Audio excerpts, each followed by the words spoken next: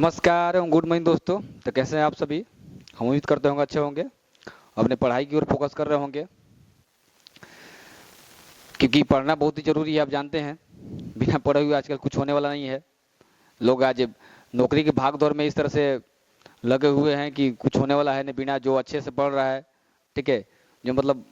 ज़्यादा दिन भर, अब देखिए ध्यान देने का मतलब ये है कि आप एक दिन पढ़ रहे हैं पूरा 4 घंटा 5 घंटा, दूसरा दिन और पूरा हफ्ता नहीं पढ़ रहे हैं, तो वहाँ से पढ़ाई में क्या आपका रुकावट आता है, जिससे आपको दिक्कत होता है। तो देखिए थोड़ा ही पढ़िए, ठीक है, कंटिन्यू पढ़िए, बेहतर रहेगा आपको। ठीक है, जब कंटिन्यू का शैली बना रहेगा तो पढ़ाई का क्या होगा, पढ़ाई का जो कंटिन्यूटी होगा वो बहुत शानदार रहेगा, आपका बेस मजबूत होता जाएगा दिन पर दिन। ठीक है, तो ये करना बहुत जरूरी है पढ़ाई में। कोई ठीक है, सबसे प्रथम में, ठीक है, हम लोग को ना, चाहे आप जो पढ़ते हैं उसका सबसे क्या प्रथम क्या होता है, आपका प्रथम में पढ़ाई होना चाहिए, उसके बाद कोई आना चाहिए। ठीक है, पढ़ाई आपके लिए बहुत ही कंपलसरी है। पढ़ाई आपके लिए अभी इस युवा अवस्था में पढ़ाई सब कुछ है। आप सोचिए तो पढ़ाई नहीं करने के अलावा और कुछ करते हैं फिर समझिए तो, अब तो कोई ढंग के काम करते बात अलग है, लेकिन टाइम पास करते हैं तो बहुत बेकार है। फिर पढ़ाई करना बहुत जरूरी है, इसलिए पढ़ाई को करिए। और हर एक, ठीक है, जो भी चीज़ पढ़ाया जाए समझाया जाए कॉन्सेप्ट को एकदम अच्छे से समझिए, ताकि जब आप समझे तो आप ऐसे समझे ताकि किसी को पढ़ा सके, इस ढंग से समझना है। चलिए हम लोग आप लोग के लिए ना आज एक और, पिछला वीडियो हमने बताया था पाइथागोरस प्रमेय को, आज हमने थेल्स प्रमेय का जिक्र करेंगे। ठीक है, थेल्स प्रमेय पढ़ेंगे कैसे कैसे उसका होता है प्रयोग, मैंने कैसे उसको हम डिफाइन करते हैं, क्योंकि बोर्ड में पाइथागोरस थ्योरम और थेल्स थ्योरम, ये दो थ्योरम ज़्यादा इंपॉर्टेंट हो जाते हैं, क्योंकि ये थ्योरम ज़्यादातर पूछता है, हाईलाइट भी थ्योरम दोनों है। ठीक है, पाइथागोरस हो जाता है, क्या हो गया आपका, ये हो गया थेल्स।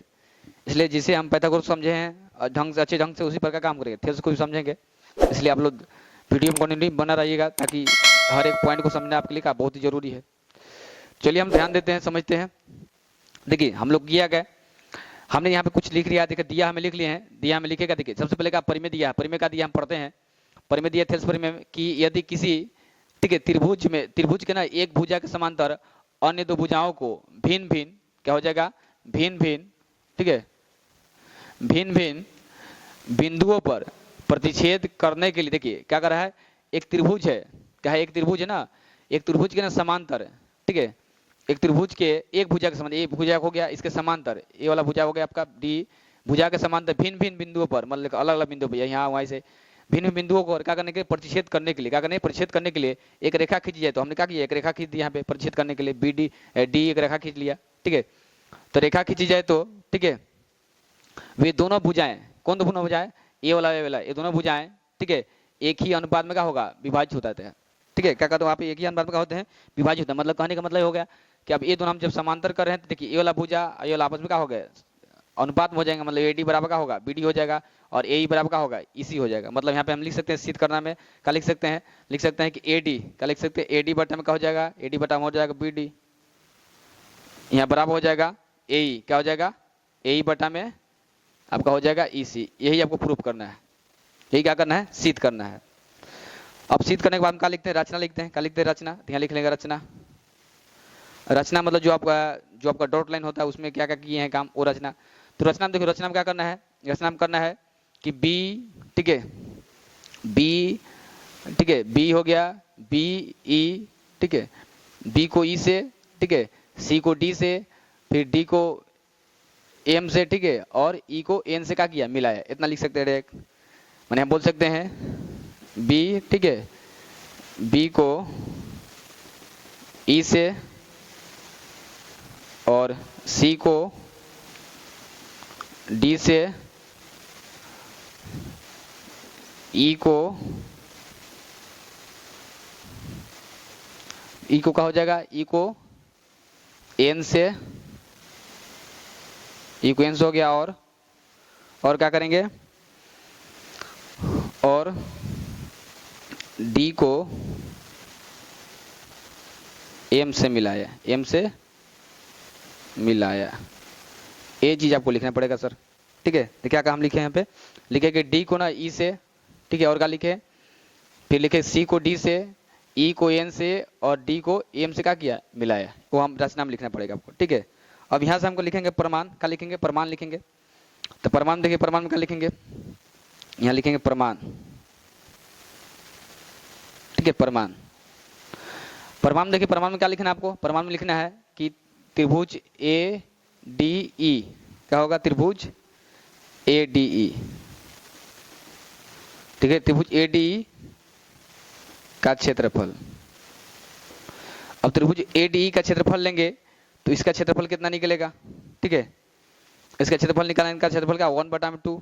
इंटू क्या होगा बेस होगा, मतलब बेस में आप देखो बेस क्या होगा हमारा, तो इसके अनुसार देखिए, इसके अनुसार हम देखते हैं, ठीक है, ए डी का ए डी ई, इसके अनुसार देखते हैं तो बेस हमारा क्या होगा, बेस हो जाएगा आपका, बेस क्या हो जाएगा बताइए, बेस देखिए, अब इसके अनुसार हम देख रहे हैं तो बेस क्या होगा, बेस हो जाएगा ए डी, बेस क्या हो जाएगा ए डी हो जाएगा, क्या हो जाएगा ए डी हो जाएगा, ठीक है, तो बेस हम क्या लिखते हैं, बेस हो जाएगा ए डी हो गया हमारा बेस इंटू बेस क्या हो गया एडी हो गया, ठीक है, इसमें देखिए बेडी, अब एडी क्यों हो गया, क्यों देखिए ये जो है ना लंब, जिस पर लंब होता है ना वही क्या होता है बेस होता है, जिस पर लंब गिरा था वही क्या होता है बेस हो जाता है, तो एडी हमारा लंब हो गया, तो ये एडी का बेस हो गया, और लंब क्या होगा, लंब हो जाएगा ए ई, अरे एन ई क्या हो जाएगा एन ई, क्या बोल सकते हैं ई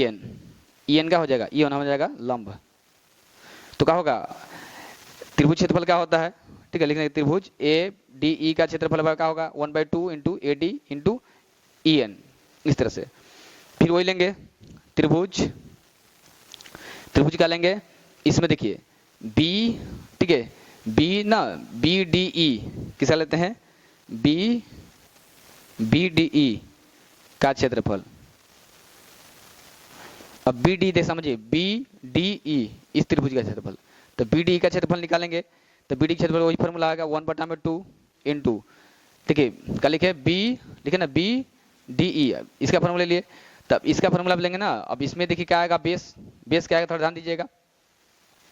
अब बेस का माने, तो अब देखिए बेस में क्या देखो ऊंचाई तो हमारा यही रहेगा ई एन, ऊंचाई एन रहेगी, बेस हमारा क्या होगा, तो बेस में क्या आ जाएगा समझिएगा, तो बेस में आपको आ जाएगा कौन सा,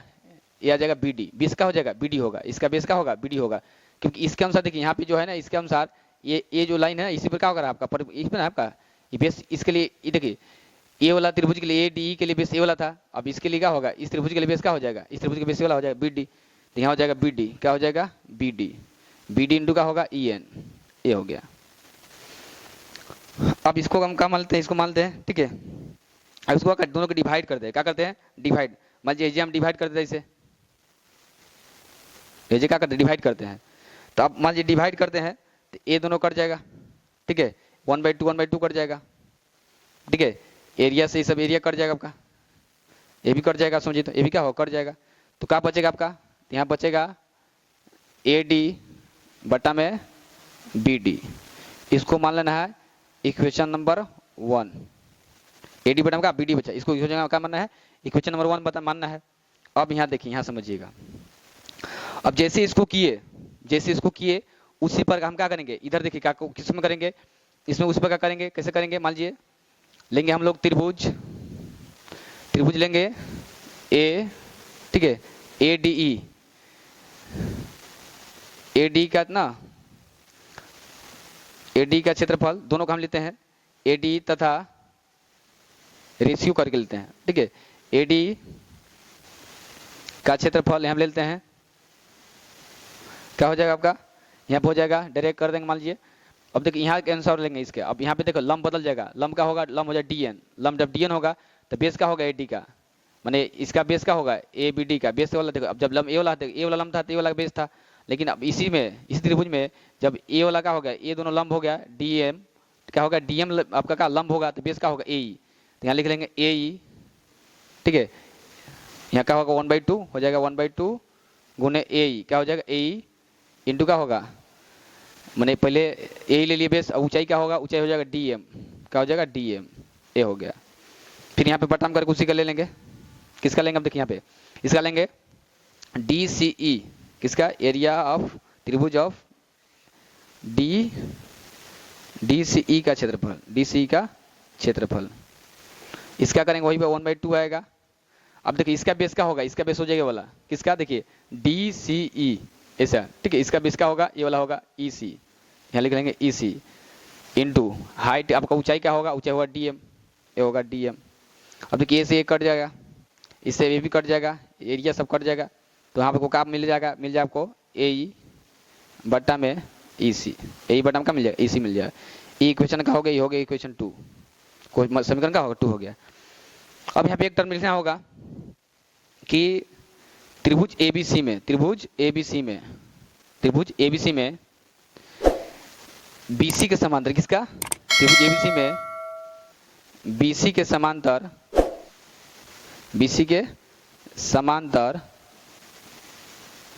बीसी समांतर का है, ठीक है, बीसी समांतर रेखा कौन सा है, डी है, ठीक है, क्या है, डी है, ये वाला लिखना पड़ेगा। जब समांतर है, ठीक है, और समांतर होने, जब समांतर, अब देखो इसी के अनुसार क्या होगा, दोनों में त्रिभुज आ रहा है आपका ए डी, ये वाला जो है रेखा ना, ये दोनों में आपको त्रिभुज आ रहा है। जब समांतर है, दोनों त्रिभुज आ रहा है, तो मतलब हम बोल सकते हैं, ठीक है, क्या बोल सकते हैं कि जो आपका एरिया है, किसका एरिया आपका हो जाएगा, एरिया बोल सकते ए बी डी, ठीक है, और एरिया किसका बोल सकते हैं हम लोग, और एरिया में इसके अनुसार ले लेंगे हम लोग, ए बी डी तो हो गया, ये दोनों जब समांतर हो जाएगा, ठीक है, तो यहाँ हो जाएगा एरिया ऑफ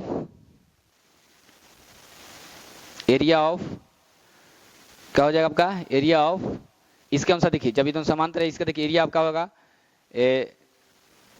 बी डी, ठीक है, का बी डी ई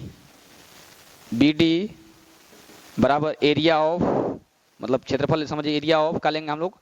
यहाँ पे बी सी ई, ये दोनों का इक्वल होंगे, क्या हो जाएंगे, इक्वल, क्योंकि देखो इक्वल होंगे क्योंकि दोनों ना त्रिभुज एबीसी में ना जो बीसी के समांतर है, उसी रेखा का माने जो आपका रेखा का है डी है, समांतर है, उसी रेखा पर क्या दोनों त्रिभुज बना है, ठीक है, डी है उसी रेखा पर, ठीक है, उसी रेखा पर बना हुआ है, ठीक है, उसी रेखा पर बना हुआ है, उसी रेखा पर बना हुआ है। किस रेखा पर, देखिए ये जो रेखा है ना, ये वाला डी जो बीसी के समांतर है, इसी पे क्या बना है, ये वाला त्रिभुज बना है, कौन सा, बी डी ई, ये बना है। फिर देखो ये वाला त्रिभुज बना है, कौन सा, डी सी, माने सी डी ई, दोनों जब एक के साथ ना, एक ही मतलब रेखा बना हुआ है, इसलिए दोनों का क्षेत्रफल क्या होगा, बराबर हो जाएगा। अब इसको इक्वेशन क्या थ्री कर लेंगे, क्या करेंगे, थ्री कर लेंगे। अब यहाँ पे लिखना आपको क्या लिखना है कि समीकरण 1, समीकरण 2 और समीकरण 3 से यहाँ पे कंक्लूजन निकलता है, क्या निकलता है कि जो ए ई है,